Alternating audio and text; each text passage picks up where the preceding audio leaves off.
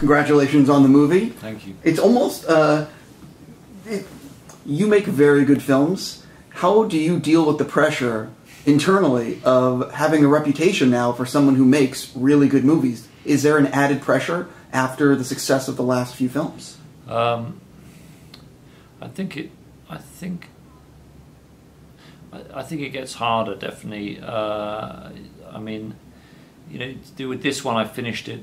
I finished The Danish Girl a couple of days before Venice, and there's not much time between finishing the movie and sharing it with an audience. But you know, these first screenings like tonight at Toronto are kind of, you know, they're very nerve-wracking. But this is a lovely city to be in because this is my fourth film here, and it's always an incredibly warm audience. And if you're gonna put yourself on the line, this is the nicest place to do it. Both of your leading actors are tremendous in this movie. And, I mean, just tremendous. When did you know, at what point was during pre-production, casting, that, oh, wait a minute, these guys are really going to deliver on this one? Eddie, I mean, I first worked with Eddie when he was like 22 in Elizabeth I with Helen Mirren for HBO, and he played this guy who rebelled against Queen Helen Mirren and didn't do well as a result, because obviously you don't do well if you rebel against Helen Mirren. And there was a scene we shot when he was sentenced to death for this rebellion, where Eddie was extraordinary. I mean, it was like watching a person who was actually sentenced to death rather than an actor acting it, and he had this kind of incredible contact with his own emotions, and in that moment of shooting that, I was like, I've got to do a film where he's the out-and-out lead, because this guy is an extraordinary talent. And I got to work with him again on Les Mis, and for me, when I look back on that film, Eddie's performance of Empty Chairs, Empty Tables remains one of the highlights. It's so emotionally raw, and you know, he's kind of slightly an un-English actor in that way, because he's not. A lot of English actors are kind of in a dialogue with their own reserve, but Eddie's got a real contact with his emotions. So I always felt confidence that he would do a really interesting Lily, but it was, you know, when I started to shoot that I began to realise like how much he put a year of work prepping this role. I mean, I mean a year full-time work prepping this role, and it was when we started to shoot that I began to see how much thought and how much research and also how you could bring that all to bear in the moment of acting. Because it's one thing doing the research, it's another thing actually allowing it to kind of inform your choices in the moment as the camera turns. And what about Alicia? Alicia had been on my radar. I'd seen her Royal Affair.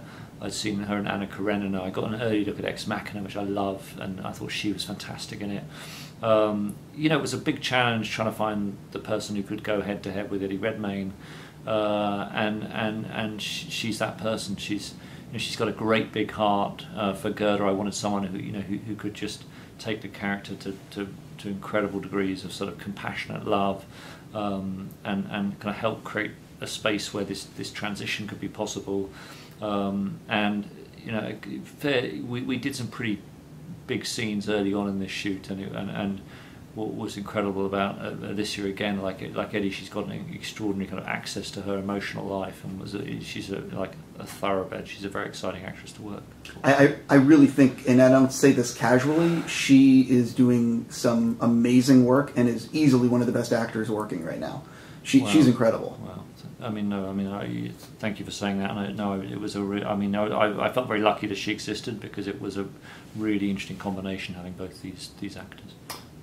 Couldn't agree more. How long was your first cut compared to what you finally released? It's a good question. My first cut was 2 hours 50 minutes. 50? Yeah, 2 hours 50. It's now an hour 52 plus the credits. Now, was your first cut an assembly, or was it a cut that you're like, I can show this?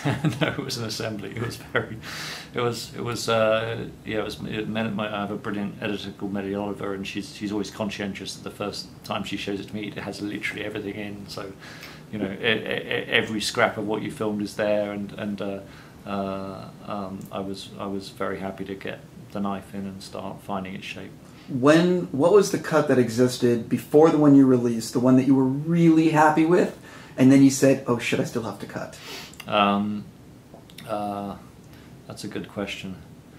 I mean, in the digital world, it's you know, it's not, in the old days of film, there'd be like one cutting copy, and you'd keep, whenever you changed it, you never had the other version because there was only ever one copy. Whereas now, in a way, you can run with more than one version in the Avid. But there was some good ideas we had right towards the last couple of weeks, which changed it. So we were still keeping the cut fluid till the very end.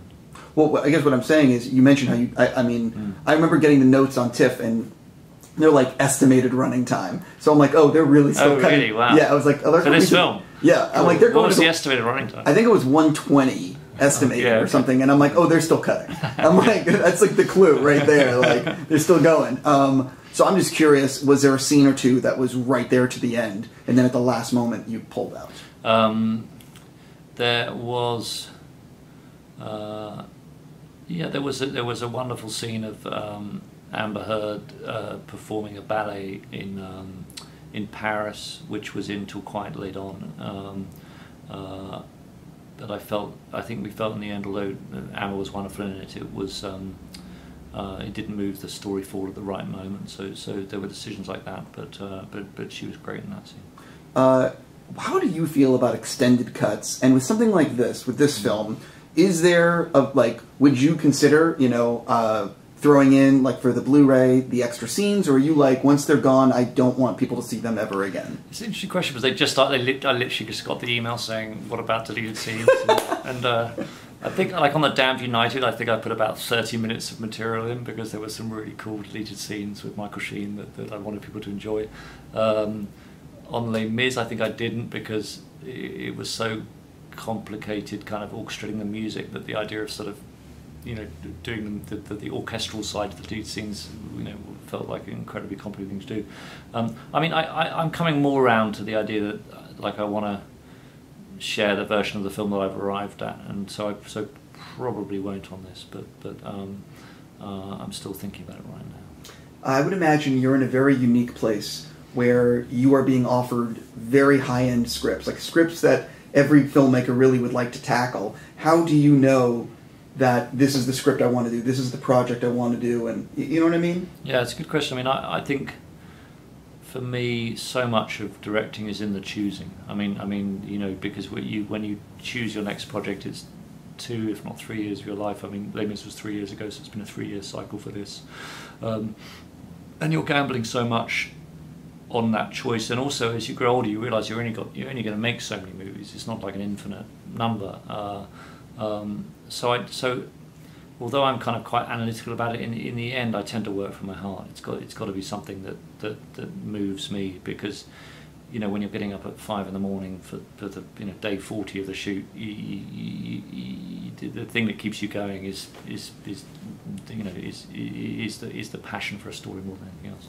When did you realize your film is going to be hitting at a moment that the cultural zeitgeist is still talking about this? And when did you realize, wait a minute, I'm making a movie that's going to kind of hit at the right moment in the conversation of society? Yeah, when I first started talking about this movie in late 2008, 2009, it was like I considered it was a hard film to finance, and there were people around me who, without naming any names, who maybe suggested I shouldn't be doing the film, and I was like, no, I really want to make The Danish Girl when I can, and what's extraordinary is now people see it as an obvious film to have done, and to me that's a sign that there's been a really interesting shift in the culture, that the trans narratives are now kind of in a different place, which I really welcome.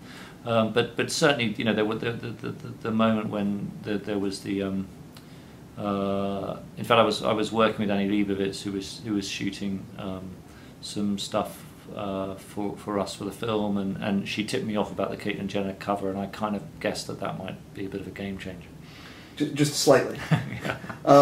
I know you just wrapped on this, but as a big fan of your work, I asked you as a fan of your work, what the hell are you reading right now, and what are you doing next?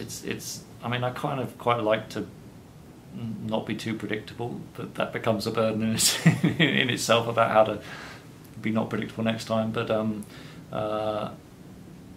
this was I really love doing this film, so I'm just trying to find the next thing that kind of connects with me in the same way. Well, this film which is absolutely going to be one of these films, quote unquote, in award season, as well as your last few films have been in award season.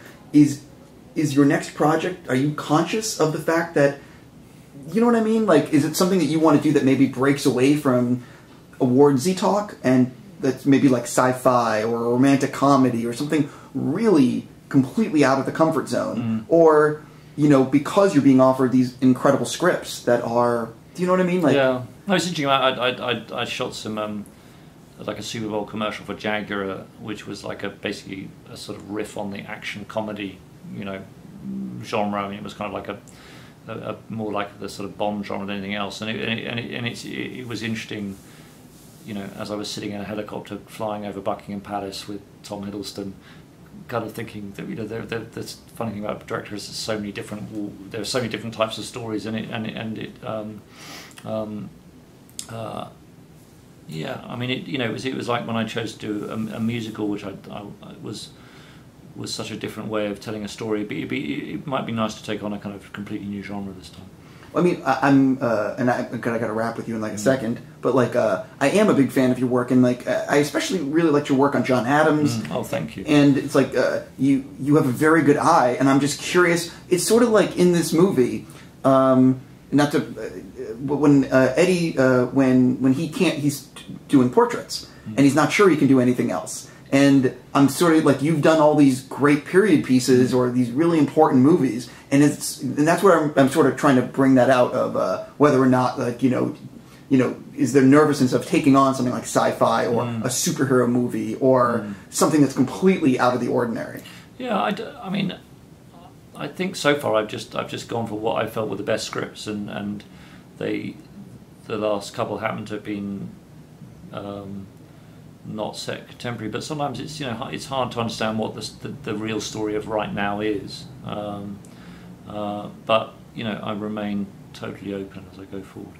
My last question for you: film versus digital. What did you use for this? Interesting. And what are your thoughts on both formats? And is there a camera that you love right now? How technical can I be? You can be very technical with my audience. Okay. We shot Red Dragon, which was. It's the first time I've shot a feature digital. I've shot commercials digital, but Les Mis was 35mm, which I was very happy to do.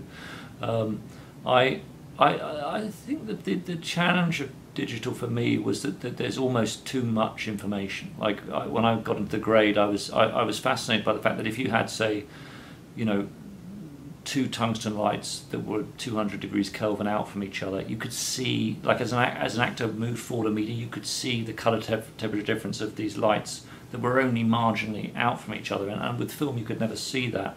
So that there's a way in which I found film tends to kind of meld stuff together better. Like if you have warm and cool light, it finds